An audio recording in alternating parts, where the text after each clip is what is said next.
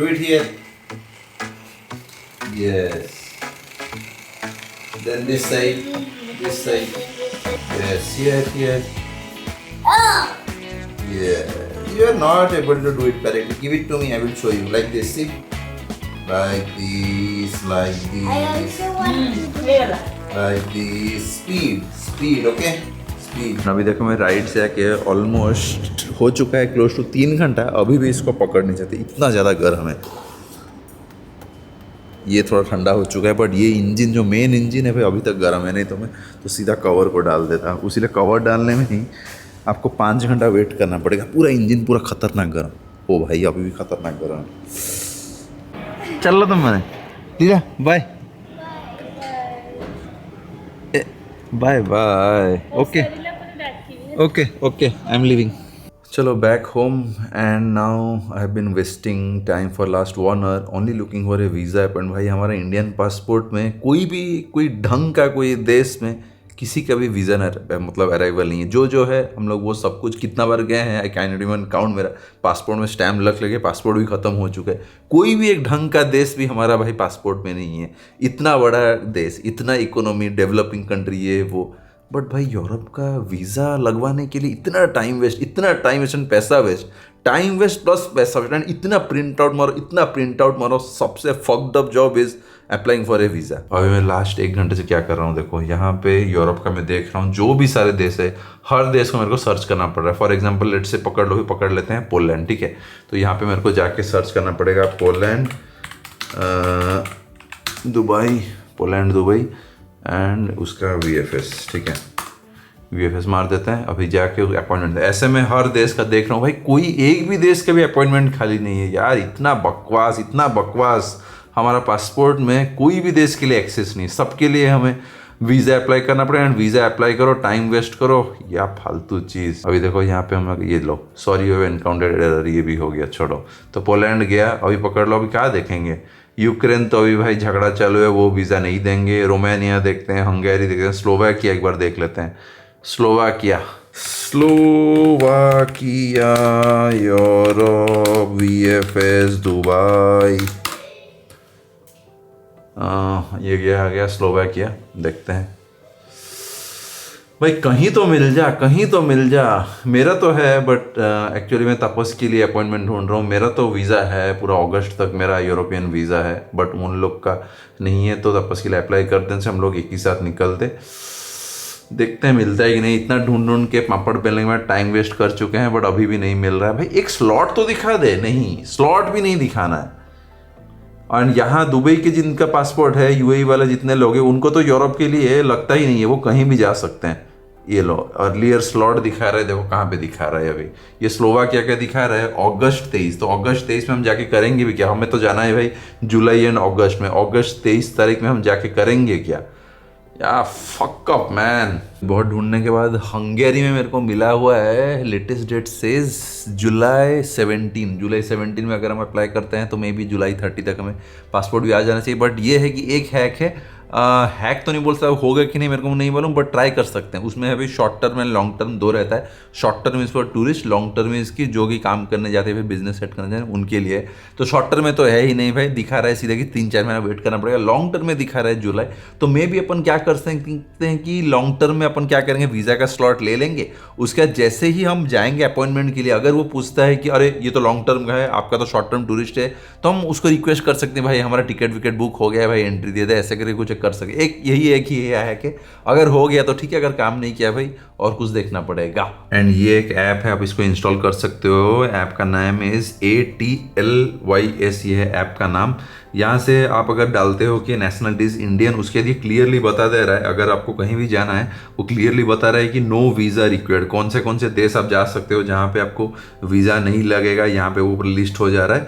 And visa on arrival अगर आप visa on arrival वाला कोई देश ढूंढना चाहते हो यहाँ पे वो क्लियरली बता रहा है ये सारे देश जो है ये वीज़ा ऑन अराइवल वाले हैं. एंड ये भी क्लियरली बता रहा है कि अगर आपको 1 वीक में वीज़ा चाहिए कौन सा देश आपको 1 वीक में वीज़ा दे सकता है वो सारे कंट्रीज़ का list. And visa in a month जो कि 1 महीना लगेगा जो भी सारे वीज़ाज़ के लिए वो सारे कंट्रीज़ भी यहाँ पे भी लिस्ट हो गए हैं. एंड वीज़ाज़ इन 3 मंथ्स जो है ये सारे जो लॉन्गेस्ट वेट वाले हैं United States China Italy, United Kingdom, Germany, Austria, Greece, ये सारे 3-3 महीना का वेटिंग टाइम है। कनाडा, पोलैंड देख सकते हो, हंगेरी, ये सारे कितना ज़्यादा लंबा लंबा वेटिंग है। तो यहाँ पे ये ऐप का एक अच्छा है कि क्लियर आपको बता देगा कि कौन सा देश आपको इमीडिएट जा सकते हो, कौन सा देश आप वीज़ा अराइवल लेके जा सकते हो, कौन सा देश का वीज़ा आपको 1 वीक में मिलेगा, कौन सा आपको 1 महीना में मिलेगा, कौन सा आपको 3 महीना में मिलेगा। ये पूरा ऑटोमेटिकली गवर्नमेंट के वेबसाइट से रिकॉर्ड्स पुल करके आपको दिखा देता है। तो वेरी नीट ऐप, आप देख सकते हो। एंड यहाँ पे वो क्लियरली बता भी देता है कि क्या क्या प्रोसेस है, कितना पैसा लगता है टूरिस्ट वीज़ा, कितना पैसा लगता है, कितना टाइम लगता है, प्रोसेसिंग टाइम कितना लगता है, कैसे प्रोसेस है। एंड FAQ भी सारा ये दे दिया गया है, पकड़ लो ऐसे। I'd like to know if you're issuing tourist visas right now. Questions, फिर वीज़ा एंड एक्सपीरियंसेस, यहाँ पे लोगों का रिव्यूज़ भी है, इनसाइट्स भी है कि कितना रिजेक्ट हो रहा है, कितना स्कैन हुआ है, अप्रूवल, रिजेक्टेड। ये देखो कैनेडा जनरली अप्रूव्ड वीज़ा, जो सब कुछ details, all the details. So very neat app. ये वाला ऐप को जाके इंस्टॉल कर सकते हो, फ्री है, ATLYS। सो गैस फाइनली इतना सारा पापड़ बेलने के बाद मेरे को वीज़ा अपॉइंटमेंट मिला ही, बट वो भी पूरा जुगाड़ है। सो ये वीडियो का टाइटल ही रखना पड़ेगा, द बेस्ट जुगाड़ फॉर शेंगेन वीज़ा। तो इंडिया में तो मैंने देखा कि स्लॉट आराम से आपको मिल जाता है। So you gas may be you can not even understand the kind of frustrated I am right now, क्योंकि सुभाषिस कल फोन किया था, वो कह रहा था कि सोम भाई मेरे को जाना है यूरोप, तो कौन सा वाला वीज़ा लेना चाहिए। मैंने बोला कि स्विट्जरलैंड वाला ले ले, मैं भी जा रहा हूँ स्विट्जरलैंड, तो स्विट्जरलैंड वाला ले ले, बहुत जल्दी हो जाएगा। तो वो मेरे को फ़ोन करके 2 घंटे बाद फिर से फ़ोन करके बोला कि सोम भाई स्विट्जरलैंड का वीज़ा का स्लॉट मिल भी गया 3 दिन के बाद। तो इंडिया में देखो कितना मस्त है, आपको वीज़ा वाला स्लॉट मिल जाए। दुबई में आपको स्लॉट मिलना पूरा मुश्किल है, ऑलमोस्ट इम्पॉसिबल है, until unless you are booking your slots like 3-4 months back। तो अभी मैंने क्या जुगाड़ किया है मैं आपको बता देता हूँ। सो आप जब भी स्लॉट लेने जाओगे वहाँ 3-4 ऑप्शन रहता है। एक रहता है वीज़ा, अपना टाइप ऑफ वीज़ा में रहता है बिजनेस वीज़ा, एक रहता है शॉर्ट टर्म वीज़ा और एक रहता है long term visa.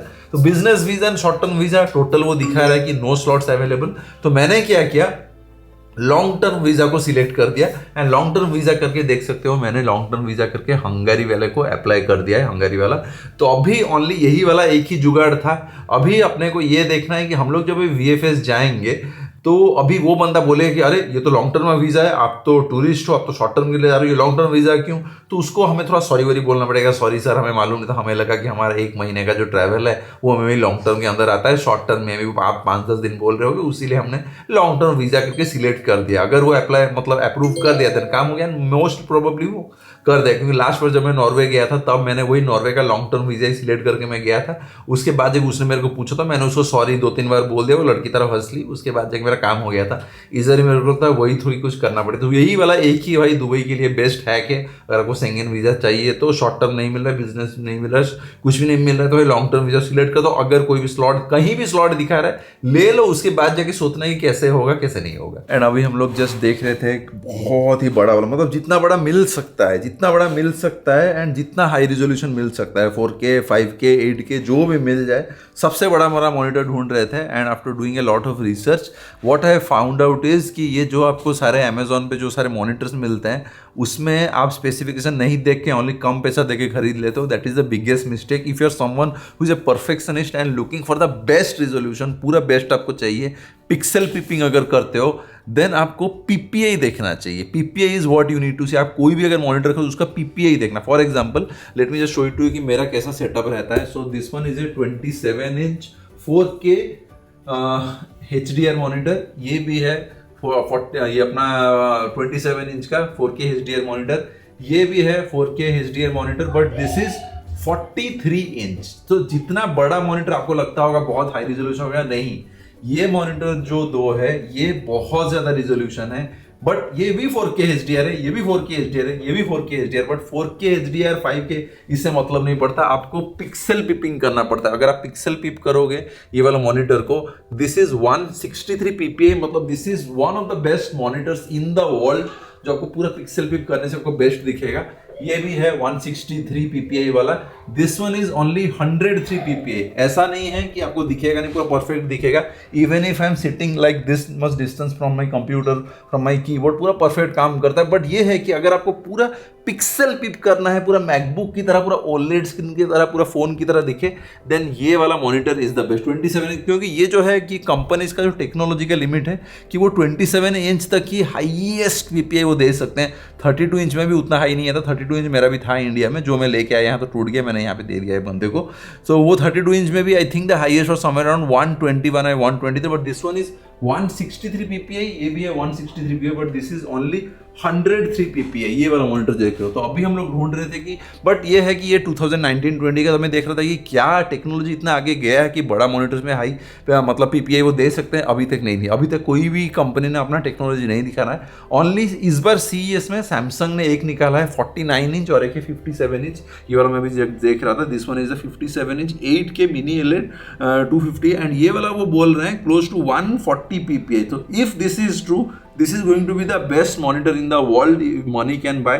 Close to वही 2 या 3 लाख लगेगा इसका 57 इंच वाला, 49 इंच वाला क्लोज टू वही 2 लाख ऐसे कुछ लगेगा, 57 इंच वाला वही 3 लाख ऐसे कुछ लगेगा ओनली मॉनिटर के लिए। It be 57 inch 8K mini OLED and 140 ppi, and देखो 8K 7680x2160। यही वाला एक खाली मेरे को गलत लग रहा है कि ये 7680x2160 क्यों है, क्योंकि यहाँ 2160 लिख दिया, मतलब ये इतना बड़ा मॉनिटर में भी अपने को पूरा क्लैरिटी नहीं आने वाला। तो क्योंकि अपने को अगर चाहिए या तो 5K विथ 140 ppi दे दे, या फिर अपने को फुल रियल 8K विथ अपने को 140 ppi दे दे। अगर वो दे दे तब मिलेगा, देखते हैं। क्योंकि अभी ये जो करंट वाला जो मॉडल सैमसंग का चालू है वो तो उतना हाई रेजोल्यूशन नहीं है, मैंने जाके देखा था, पैसा भी उतना ज्यादा नहीं है, हार्डली आई थिंक 1 लाख के अंदर ही है। बट वो है कि ये काम का नहीं, इसमें आंख दर्द कर। ये वाला जो मेरा सेटअप है, this is the best setup I can tell you, क्योंकि मैं बहुत पिक्सल पिप करता हूँ, मेरे को पूरा परफेक्ट वाला डिस्प्ले चाहिए, पूरा परफेक्ट रिजोल्यूशन वाला चाहिए काम करने के लिए। मैं बहुत लंबा टाइम हम लोग काम करते हैं, सो इसीलिए मैंने देखा कि मेरा जो सेटअप है पूरा अभी के लिए बेस्ट है।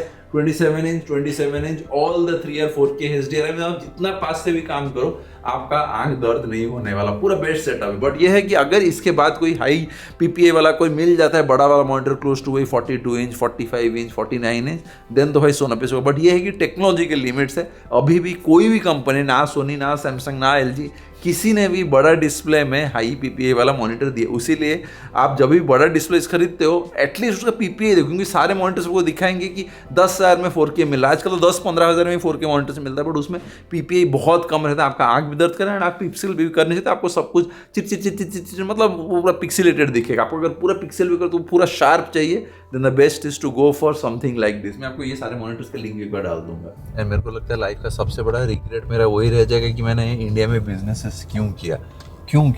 यहाँ पे जब मैं दुबई का बिजनेसेस देखता हूँ ना भाई, रोना आ जाता है, मेरे को रोना आ जाता है literally.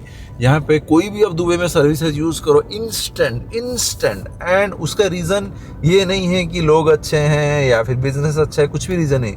The whole reason is ecosystem business का बहुत ही ज़बरदस्त सेट हो गया। मतलब गवर्नमेंट ने ऐसा किया है कि आप कोई भी सर्विसेज को सस्ता मस्ता फ्री ब्रो वो सब नहीं कर सकते, क्योंकि भाई फ्री एंड सस्ता आएगा कैसे? क्योंकि जब इकोनॉमी आगे जा रहा है, इन्फ्लेशन बढ़ रहा है, लोगों का सैलरीज बढ़ रहा है, तब तो सर्विसेज का पैसा भी बढ़ेगा ना, तो सर्विस का पैसा नीचे कैसे आ जाएगा? तो यहाँ पे सारे सर्विसेज का पैसा पकड़ लो, कुछ भी पकड़ लो, सब कुछ धीरे धीरे ऊपर जाता रहता है, क्योंकि कंपनीज को भी उनके एम्प्लॉयज़ का सैलरीज को बढ़ाना पड़ता है, उनको भी एक्स्ट्रा सैलरीज देना, क्योंकि लोगों का खर्चा बढ़ रहा है तो सैलरीज भी तो बढ़ेगा। बट कंपनीज वो पैसा लाएगा कहाँ से? जब तक सर्विसेज से उनको पैसा नहीं मिलेगा, तब वो पैसा कंपनीज जब कमाएगा नहीं तो वो आगे जाके सैलरीज बढ़ा देगा कैसे? यहाँ वैसे ही मैं बात कर रहा था, तो फॉर एग्जांपल अभी यहाँ पे ब्रॉडबैंड कंपनीज जो चलते हैं उससे मैं बात कर रहा था, तो मैं जब फ़ोन करता हूँ अगर कुछ भी प्रॉब्लम रहता है, वो कहते हैं कि आपको अभी क्या है कि मेरे को तो सब कुछ मालूम है ब्रॉडबैंड के बारे में, इंटरनेट कैसे काम करता है, सब कुछ कंपनीज कैसे चलती है, तो मेरे कोई प्रॉब्लम नहीं होता। बट जब भी अगर पकड़ लो कोई भी एक प्रॉब्लम हो गया, पकड़ लो कुछ भी काम नहीं कर मैं फ़ोन, वो लोग सीधा बोल देते हैं। अगर हम आपके पास जाएंगे आपके घर तो आपको क्लोज टू 6,000 या 5,000 ऐसे रुपये लगेगा विजिटिंग चार्जेस। अगर आपका मिस्टेक होगा, अगर हमारा मिस्टेक होगा वो फ्री रहेगा, अगर आपका मिस्टेक रहेगा देन आपको उतना पैसा लगेगा, 5-6 हज़ार रुपये देना पड़ेगा। इससे क्या होता है कि लोगों को थोड़ा मतलब लगता है कि चलो ठीक है, हम लोग थोड़ा पहले अपन खुद देख लें क्या हमारा मिस्टेक है क्या। इंडिया में क्या होता है, हमें लोग फ़ोन करेंगे, साले चूती है क्या करेंगे, अपना राउटर का डिवाइस कोई ऑफ करके रखे होंगे, फ़ोन करे बोलेंगे आके देख लो इंटरनेट काम नहीं कर रहा है, तो हमारे ऑफिस से फिर लोग बोलेंगे भाई सर आपका राउटर रिबूट कर लो या कुछ भी कर लो, वो बोलेंगे नहीं काम नहीं कर रहा है, जाके देखने से साले का राउटर ऑफ ही होगा, मतलब टोटल पावर ही नहीं होगा, वो बोल रहा होगा इंटरनेट। इसी तरह के लोग भाई रहते हैं। एंड मतलब वही है, मेरे को ये तो आज तक ये कैलकुलेशन समझ में नहीं आया कि भाई ये फ्री सस्ता ये चलता कैसे है। कि अगर फ्री सस्ता है तो सैलरीज कैसे आ रही है, सैलरीज बढ़ेगी कैसे अगर फ्री सस्ता है? क्योंकि जब तक सर्विसेज का पैसा नहीं बढ़ेगा, मेरे को अभी भी याद है when I started the company इन 2015, जेटस्पॉट जब मैंने शुरू किया था, अलग कंपनी तो मेरा इट्स मोर देन क्यूबसिस, तो मोर देन 15-16 ईयर्स ऑलरेडी हो चुका है, उसमें कोई प्रॉब्लम नहीं होता है बिकॉज क्यूबसिस में हमारे सारे इंटरनेशनल क्लाइंट्स हैं, तो उनको मैं जो भी बोलता हूँ वो पैसा देने के रेडी रहते हैं, उनको मालूम है कि मैं काम करूँगा मतलब एंड टू एंड कोई प्रॉब्लम नहीं होने वाला। वो मेरे को ढूंढते हैं कि भाई सोमजना भाई कोई बुलाओ, वो मेरे से और किसी से बात भी नहीं करता है। तो बट जेटस्पॉट में क्या होता है कि हम इंडिया में सर्विसेज देते हैं। जब 2015 में when I started the company, तब we were getting paid somewhere close to 1500 rupees 2000 rupees per month from each customer. तब मेरे को अभी भी याद है, अगर कस्टमर के पास अगर हमारा ऑफिस से अगर कोई भी कॉल आ गया, हम लोग फ्री तो देते थे सब कुछ, फ्री सर्विस, फ्री विजिट सब कुछ, अगर कोई भी कस्टमर का कॉल आया ये काम नहीं कर रहा है, वो काम नहीं कर रहा है, मतलब इतना मैं स्ट्रिक्ट था कि मैं कहता था कि कस्टमर का फोन आया मतलब 10-15 मिनट के अंदर हमारे ऑफिस से कोई ना कोई बंदा पहुंच जाना चाहिए। तो हम लोग तब बहुत ही खतरनाक सर्विसेज देते हैं। And I was personally in touch with all of my customers. Facebook group था, मैं सबसे बात करता था, सबसे प्रॉब्लम सुनता था, सबका प्रॉब्लम मैं खुद सॉल्व करता था। It was like running so good, so good. But उसके बाद जैसे ही वो 2000 आ गया, 500 रुपये, 300 रुपये, उसके बाद मैं बोला भाग साला, इनको सर्विसेज कौन देगा। जैसे चलता आजकल तो जब भी मैं तो आजकल मैं देखता भी नहीं कि भाई प्रॉब्लम हुआ, भाई वेट करो, पैसा नहीं दे रहे हो तो भाई वेट करो, प्रॉब्लम आराम से जब हमारे पास टाइम होगा हम तब फिक्स करेंगे। यही रहता है भाई, जब आप सर्विसेज का पैसा until unless you are getting paid the right way, there is no way to support the customers the right way as well. अभी जस्ट में किसी ने तो यूट्यूब में मैसेज किया था कि सोम भाई why are you charging for the courses if market is already giving you the money. मैंने उसको बहुत कामली आंसर किया कि मैंने भी कोहली बाबा को मैसेज किया हुआ है कि आपको तो क्रिकेट से आप इतना पैसा कमा रहे हो, एड, स्पॉन्सर, इंस्टाग्राम पोस्ट, इसके लिए इतना पैसा क्यों? इंस्टाग्राम एक पोस्ट के लिए Kohli is charging somewhere close to 5-6 crore है। तो मैंने उनको वही पूछा कि अगर आप क्रिकेट से इतना पैसा कमा रहे हो, पोस्ट, स्पॉन्सर, एड, ये सबसे पैसा आप क्यों कमा रहे हो? जैसे ही मेरे को वो कोहली बाबा जैसे मेरे को आंसर कर देंगे, मैं भी ये बंदे को जाके रिप्लाई कर दूंगा, हम क्यों चार्ज कर रहे हैं। People always need the answer, if you are responding people always need the answer. मैं तो रेस्पॉन्ड करने को मेरे को अच्छा लगता है, नॉर्मली कोई भी आपको रेस्पॉन्ड नहीं करेगा, बट मैं नॉर्मली मेरे को अगर कोई भी क्वेश्चन दिखता है always care to respond. And by the way, ये वाला मेरा जो वॉच है, काफ़ी लोग पूछते हैं इंस्टाग्राम में, सोम भाई ये कौन सा वाला वॉच है? तो ये एक बहुत ही सिंपल वाला वॉच है, टाइमेक्स एक्सपीडिशन। मेरे को नहीं लगता ये इंडिया में मिलता होगा, मैंने इसको यूएस से ऑर्डर किया था। एंड देख so this is how it looks, and I have been using this for close to 5 years now, and this is the cheapest and the simplest watch in my collection. And छुट्टी वाले दिन में मैं इसी को ही पहन के काम करता हूँ। तो this is basically my weekend वाला घड़ी, जो कि आराम से बैठ के मैं, एंड ये वाला घड़ी अगर आप देखोगे बहुत ही ज़बरदस्त, पूरा मिलिट्री ग्रेड वाला आप देख सकते हो। इसका जो स्ट्रैप है पूरा मिलिट्री ग्रेड से, मतलब इसका डायल भी कितना ज़बरदस्त है। एंड आज तक इसका बैटरी भी चेंज हुआ, क्लोज टू 5 साल हो चुका है। एंड यही लेट मी टेल यू, मतलब कैसे बिजनेसेस इंस्टाग्राम पे कैसे बिजनेस चलाते हैं। ये टाइमेक्स एक्सपीडिशन का एग्जैक्ट कॉपी, कोई भी डिफरेंस नहीं है। एक यूएस का कंपनी है हैमिल्टन, ये पूरा उसका एग्जैक्ट कॉपी। इसको शायद मैंने खरीदा था हार्डली $35, मतलब पकड़ लो वही 2500 रुपये, 3000 रुपये मैंने इसे खरीदा था। एंड हैमिल्टन इसका एग्जैक्ट कॉपी को बेचती है क्लोज टू आई थिंक $700-800, मतलब 80,000 रुपये, 70,000 रुपये, 1,00,000 रुपये, ऐसे करके हैमिल्टन पूरे एग्जैक्ट यही वॉच को ही बेचता। मतलब कितना ज़बरदस्त। मैं तो सोच रहा हूँ कि मैं भी टाइमेक्स का नाम हटा के इसको आराम से चाइना से अगर मैं बना भी दूंगा, मिलिट्री ग्रेड वाला टाइटल लिख के SJ एडिशन बना कि मैं भी इसको आराम से 5-6 हज़ार में इसको बेच सकता हूँ। बहुत ही ज़बरदस्त वॉच। क्या बोलते हो, इसको ला के चाइना से इंपोर्ट करके बेचना शुरू कर दे क्या अपने नाम से। कार में मेरा ये 2-3 सामान रहता है। ये एक बहुत ही मस्त वाला चीज़ था, ये BMW वालों ने मेरे को, जब मैंने GS से खरीदा था तब मेरे को उन्होंने दिया हुआ था। कब मस्त वाला, पूरा सफ़ेद वाला मस्त, मतलब सॉफ्ट वाला कपड़ा। मैं इसमें कार वार साफ़ करने के लिए इसको रखता हूँ। पहले मैं तो मुँह साफ़ करता था, बट उसके बाद मैंने कार के लिए रख दिया। इतना मस्त वाला कपड़ा है, तो आपको और कोई माइक्रोफाइबर कुछ चाहिए ही नहीं। तो ये एक मस्त वाला रहता है BMW विद द ग्राफिक्स के साथ। और ये 2 चीज़ मैं रखता हूँ। एक अपना ये वाला है लबेलो भी, ये इंडिया में देख लो मिलता है कि नहीं, बहुत ही ज़बरदस्त वाला है, मस्त फ्लेवर का भी आता है। ओहो, ये एक, और एक ये भी देख लो अगर मिलता है तो EVN वाला एक आता है, फेस वाला स्प्रे हाइड्रेट के लिए। अबे साले खत्म हो गया क्या? इतना पैसा ले तो और थोड़ा निकल। खत्म। तो ये वाला एक अच्छा खत्म हो गया, डाल के खत्म हो गया, और एक लेना पड़ेगा मस्त वाला चीज़। चलो अभी घर चलते हैं। I think we are already late. ये वाला वीडियो में भी यही अपने को एंड करना पड़ेगा। सेंगन वाला काम, hopefully you got to learn about that jugaad वाला थिंग, कैसे क्या मैंने किया हुआ है। बाद में जाके देखते हैं। तो यहाँ पे तो यूएई वालों के लिए मस्त है। दुबई में जो है मतलब नेशनलिटीज़ जिनका मतलब यूएई का ही पासपोर्ट है, बहुत ही स्ट्रॉन्ग पासपोर्ट, वो वर्ल्ड भर में कहीं भी जा सकते हैं except US and Canada I guess, वो भी वो वीज़ा अप्लाई करने से उनको इमीडिएटली एक वीक के अंदर मिल जाता है। तो यूरोप तो वो मतलब ऐसे चाय एंड कॉफ़ी के लिए निकल जाते हैं यूरोप, क्योंकि उनका पूरा वीज़ा ऑन अराइवल वाला चीज़ है। यूएई वाला passport it's accepted everywhere, it's one of the most strongest passports. India में आज तक समझ में नहीं, इतना बड़ा देश है, इतना डेवलपिंग कंट्री है, इतना अच्छा इकोनॉमी है, भाई पासपोर्ट को थोड़ा स्ट्रांग बना लो। कोई भी ढंग का देश में अपना पासपोर्ट काम नहीं करता। इंडियन पासपोर्ट देखते हैं नीचे रख देते हैं, Indian passport okay you are not allowed, come to this side. ऐसा ही हो गया है हमारा वाला सिचुएशन। और कोई भी पासपोर्ट नहीं था बहुत स्ट्रांग, हमारा पासपोर्ट भाई स्ट्रेंथ ही नहीं है। जो वीज़ा न वाले कंट्री पूरा बेकार वाहियात वाले कंट्रीज है।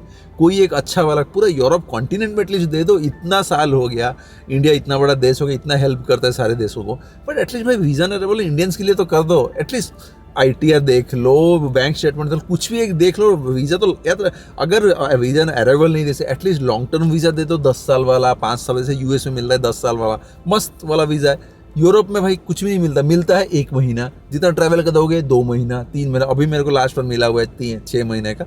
बट भाई इतना छोटा छोटा वीज़ा, इतना टाइम बर्बाद होता नहीं ये वाला काम में, it gets just so irritating. Anyways चलो आज वाला वीडियो अपन यही एंड करते हैं। Any question let me know in the comments and I will see you tomorrow with new video.